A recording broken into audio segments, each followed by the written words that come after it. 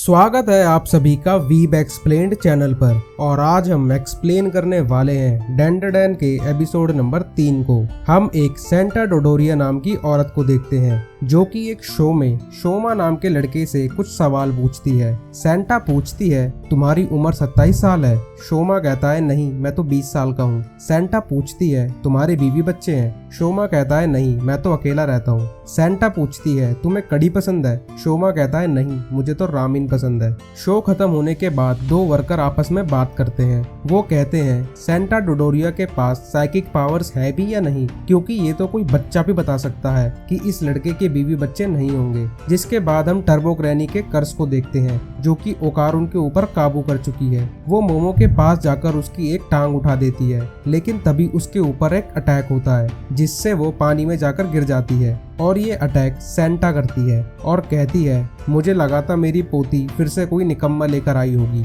लेकिन ये तो इंसान ही नहीं है। तभी टर्बो ग्रैनी उसके ऊपर अटैक करती है, लेकिन वो खुद ही जल जाती है। सेंटा कहती है तुम तो बहुत फास्ट हो, लेकिन मुझे पहले से पता था कि तुम मेरे पीछे आकर मुझ पर हमला करोगी और अब तुम मेरे ट्रैप सर्कल में फंस चुकी हो। जैसे ही टर्बो ग्रैनी उस सर्कल से बाहर जाने की कोशिश करती है, वैसे ही वो जलने लग जाती है। सेंटा उसे बताती है अगर तुम वो लाइन क्रॉस करोगी तो तुम मर जाओगी, क्योंकि ये एक बैरियर है। जब ये वार्डिंग नेल सर्कल के अंदर डाली जाती है तो सर्कल के अंदर का एरिया एक बैरियर बन जाता है, और अगर इसे सर्कल के बाहर डाला जाता है तो सर्कल के बाहर का एरिया बैरियर बन जाता है। सेंटा उसके पास जाकर खड़ी हो जाती है। टर्बो ग्रैनी उससे कहती है मैं तुम्हें खा जाऊंगी और ये मत सोचना कि तुमने मुझे यहाँ हमेशा के लिए कैद कर लिया है। सेंटा कहती है मुझे तुमको कैद थोड़ी ना करना है, मैं तो तुमको मारना चाहती हूँ। ये कहने के बाद वो टर्बो ग्रैनी को अपने डंडे से पेलने लगती है और उसके आगे एक और सर्कल बना देती है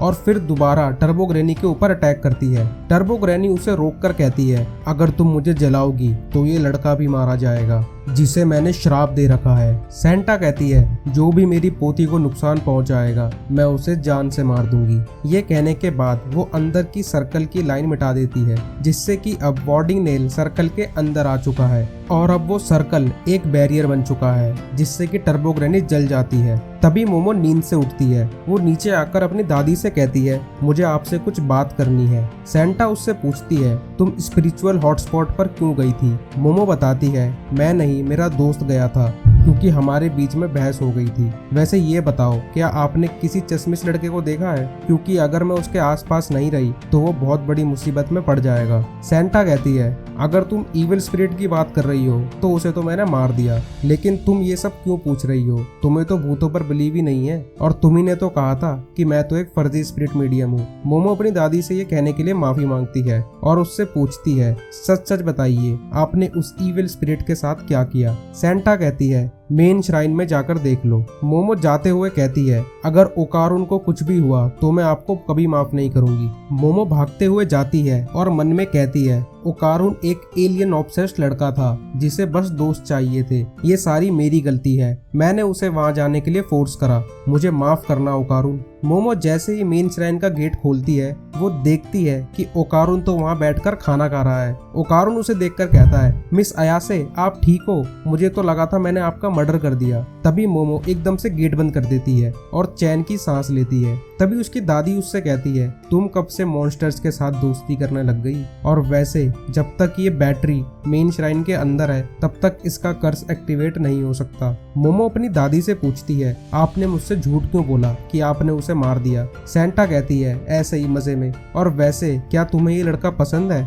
मोमो कहती है बिल्कुल नहीं, वो तो टर्बो ग्रैनी ने इसका केला ले लिया और मुझे बोला जब तक इसका केला मेरे पास है तब तक मेरा श्राप नहीं हट सकता। ये सब मेरी वजह से हुआ है, इसीलिए मैं इसकी हेल्प करना चाहती हूँ। सेंटा कहती है इसका मतलब तुम्हें सच में ये लड़का पसंद है। मोमो कहती है ये मैंने कब कहा, खैर छोड़ो। वैसे मैं आपको बताना चाहती हूँ कि मैं अब साइकिक पावर्स यूज कर सकती हूँ। मैं एक ऐसी जगह पर गई थी जहाँ यूएफओ आते हैं, वहाँ बहुत कुछ हुआ जिसके बाद से मैं साइकिक पावर्स यूज कर सकती हूँ। सेंटा कहती है यूएफओ जैसी कोई चीज नहीं होती। मोमो कहती है मुझे भी कल तक ऐसा ही लगता था, खैर मेन बात ये है कि मेरे पास सच में साइकिक पावर्स है और अगर मैं ओकारुन का कर्स नहीं रोकूंगी तो वो वापस जंगली हो जाएगा। सेंटा कहती है तुम लोग टर्बो ग्रैनी के चक्कर में गलत फंस गए। पास्ट में इस टर्बो ग्रैनी को 100 किलो ग्रैनी कहा जाता था। ये एक मॉडर्न योकाई मॉन्स्टर है जिसने पूरी कंट्री में तबाही मचा रखी है और मुझे सुनने में आया था कि एक ऐसी चीज कुछ टाइम से एक टनल के अंदर रह रही है, इसलिए मैं वहां खुद चेक करने गई थी,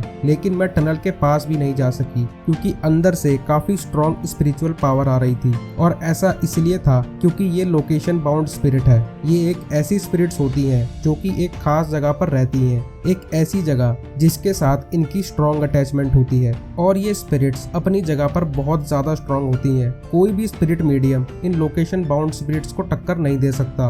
और उस टनल के अंदर एक लोकेशन बाउंड स्पिरिट थी जो कि टर्बो ग्रैनी के साथ फ्यूज हो चुकी है, इसलिए उसके साथ भूल कर भी फाइट मत करना। मैं अपनी प्यारी पोती को खोना नहीं चाहती। वैसे भी तुम इस चीज में डायरेक्टली इन्वॉल्व नहीं हो, इसलिए उस लड़के के बारे में भूल जाओ और अपनी डेली लाइफ पर ध्यान दो। मोमो कहती है मैं केन ताकाकुरा से प्यार करती हूँ और वो ऐसे टाइम पर पक्का दूसरों की हेल्प करते, इसलिए मैं भी ऐसा ही करूंगी। सेंटा कहती है क्या तुमने केन कहा? मुझे पता था तुम इस लड़के से प्यार करती हो। मोमो कहती है आप गलत समझ रहे हो, मैं इस लड़के की बात नहीं कर रही हूँ, मैं केन ताकाकुरा की बात कर रही हूँ जो कि एक एक्टर है। सेंटा कहती है अगर तुम इसकी हेल्प करने की सोच ही रही हो तो एक काम करो, टर्बो ग्रैनी को अपनी स्पीड पर बहुत घमंड है, इसलिए तुम उसे 2-3 ताने मारकर चैलेंज करो। लेकिन दिक्कत की बात यह है कि लोकेशन बाउंड स्पिरिट्स की टेरिटरी पूरी शोनो सिटी में है, इसलिए तुम्हें टर्बो ग्रैनी को ललचा के सिटी से बाहर लाना होगा और ध्यान रखना कि कहीं वो तुम्हें पकड़ ना ले। और अगर तुम उसे एक बार उसकी टेरिटरी से बाहर ले आए तो वो कमजोर हो जाएगी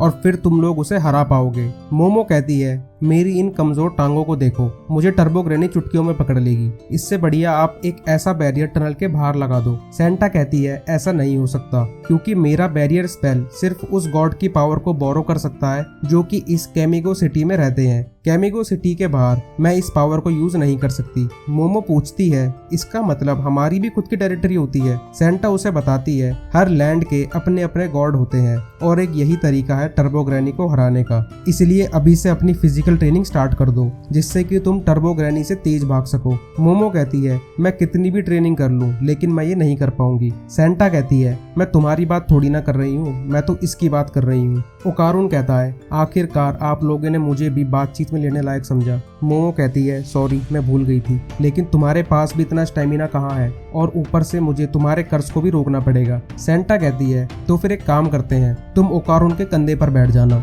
ओकारुन कहता है मैं अभी सिर्फ 2 बार ही कर्स्ट मोड की पावर यूज कर सकता हूँ। सेंटा कहती है तो फिर ट्रेनिंग करो जिससे तुम हमेशा के लिए कर्स्ट मोड की पावर्स यूज कर सको। और मोमो तुम भी अपनी साइकिक पावर्स को बढ़ाओ, कल से तुम्हारी ट्रेनिंग स्टार्ट है। और बैटरी तुम अपनी फिजिकल ट्रेनिंग अभी से स्टार्ट करो। ओकारुन मोमो से कहता है मिस अयासे मुझे माफ करना क्योंकि मैं आपको उस एलियन से नहीं बचा पाया, उल्टा आपने उस एलियन को हराकर मुझे बचाया, लेकिन अगर अगली बार ऐसा कुछ हुआ तो मैं अपनी पूरी कोशिश करके आपको बचाऊंगा, इसलिए प्लीज आप मुझसे निराश मत होना और मुझसे दोस्ती मत तोड़ना। मोमो कहती है मैं तुमसे निराश नहीं हूँ और तुम कुछ ज्यादा ही सोच रहे हो। जब तुम उस एलियन से लड़ रहे थे तो काफी कूल लग रहे थे, लेकिन अगली बार भी तुम्हें मैं ही बचाऊंगी। जिसके बाद हम देखते हैं कि न्यूज में ये साबित हो जाता है कि शोमा की एज 20 नहीं बल्कि 27 साल है और उसके बीवी बच्चे भी है। सेंटा न्यूज देखकर बोलती है इसका फेवरेट फूड रामिन नहीं बल्कि कड़ी है, इसको भी सही करो। अगले दिन मोमो अपनी दादी से कहती है ओकारुन को जोरों से टॉयलेट लगी है, लेकिन दिक्कत की बात यह है अगर मैं ओकारुन को नहीं देख पाऊंगी तो मेरा स्पेल टूट जाएगा, इसलिए मुझे ओकारुन को बाथरूम यूज करते हुए देखना होगा। सेंटा कहती है तो क्या हुआ देख लो। मोमो कहती है लेकिन मैं देखना नहीं चाहती। ओकारुन कहता है मेरी तरफ देखो मेरा कर्स एक्टिवेट हो रहा है। मोमो अपनी दादी से पूछती है क्या आपके पास कोई आइडिया है? सेंटा कहती है नहीं, वैसे तुम ये बताओ कि तुम इसके कर्स को कैसे रोक रही हो। मोमो बताती है मैं ओकारुन का ऑरा देख सकती हूँ और जब मैं उस ऑरा को अपने हाथों से दबाती हूँ तो वो छोटा हो जाता है जिससे कर्स गायब हो जाता है। हर चीज का अपना अपना ऑरा होता है और वो अलग अलग रंग का होता है। मैं उसे इन पेड़ और पत्थरों में भी देख सकती हूँ। मैं उस ऑरा को पकड़कर अपने हिसाब से मूव कर सकती हूँ। सेंटा कहती है बस इतना ही? मुझे तो लगा था साइकिक पावर्स की और भी खूबियाँ होती हैं, लेकिन तुम्हारी बातें सुनकर लग रहा है ये काफी लिमिटेड है। मोमो कहती है जब ये पावर नई नई अवेकन हुई थी तब ये ज्यादा अमेजिंग थी। उस टाइम मैं जो भी सोच रही थी वो रियलिटी बन रही थी। ऐसा लग रहा था कि मैं इनविंसिबल हूँ, लेकिन अब मैं सिर्फ ऑरा को ही पकड़ सकती हूँ। सेंटा कहती है एक बार तुम अपनी आंखें बंद करो। मोमो कहती है अगर मैं ऐसा करूंगी तो मेरा स्पेल टूट जाएगा।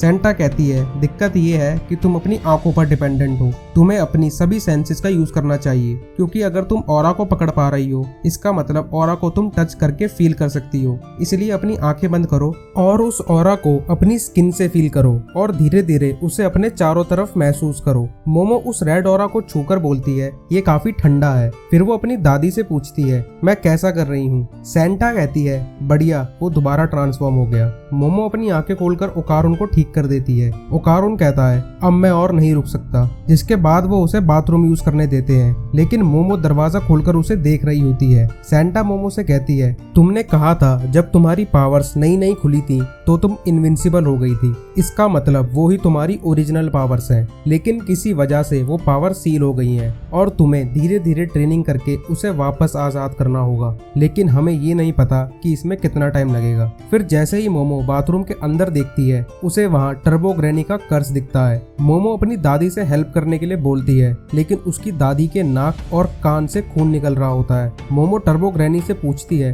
तुमने मेरी दादी के साथ क्या किया। टर्बो ग्रैनी कहती है मैं उससे पूछ रही हूँ कि क्या उसे हार्ट अटैक से मरना है या फिर स्ट्रोक से। फिर टर्बो ग्रैनी कहती है मेरा कर्स इस लड़के के जरिए फैल सकता है, जो भी इंसान ये लड़का देखता है मैं उसे कर्स करके मार सकती हूँ, इसलिए मुझे हल्के में मत लेना और आज ही टनल में आना, वरना मैं इस लड़के का यूज करके इसके आसपास के सभी लोगों को जान से मार दूंगी। समझ में आया। ये कहकर दरवाजा बंद हो जाता है और सब कुछ नॉर्मल हो जाता है। मोमो दरवाजा खोलकर देखती है तो ओकारुन के नाक से खून निकल रहा होता है। सेंटा देखती है कि प्रोटेक्टिव बैरियर के साथ छेड़छाड़ हुई है। सेंटा उन दोनों को टनल में जाने से पहले ऐसे कपड़े पहनाती है जो कि उन्हें इविल स्पिरिट से बचाएंगे। सेंटा उन्हें कहती है दोनों के दोनों चौकन्ने रहना, वरना दोनों ही मारे जाओगे। मोमो कहती है चिंता मत करो, हम दोनों ने मिलकर एलियंस को हराया है। सेंटा कहती है एलियंस जैसी कोई चीज नहीं होती। जिसके बाद मोमो और ओकारुन जाने लगते हैं। तभी सेंटा मोमो के गले लग जाती है और उससे कहती है प्लीज मरना मत। जिसके बाद वो दोनों साइकिल में बैठकर वहां से चले जाते हैं। फिर हम देखते हैं वो दोनों साइकिल छोड़कर ट्रेन से जाने लगते हैं।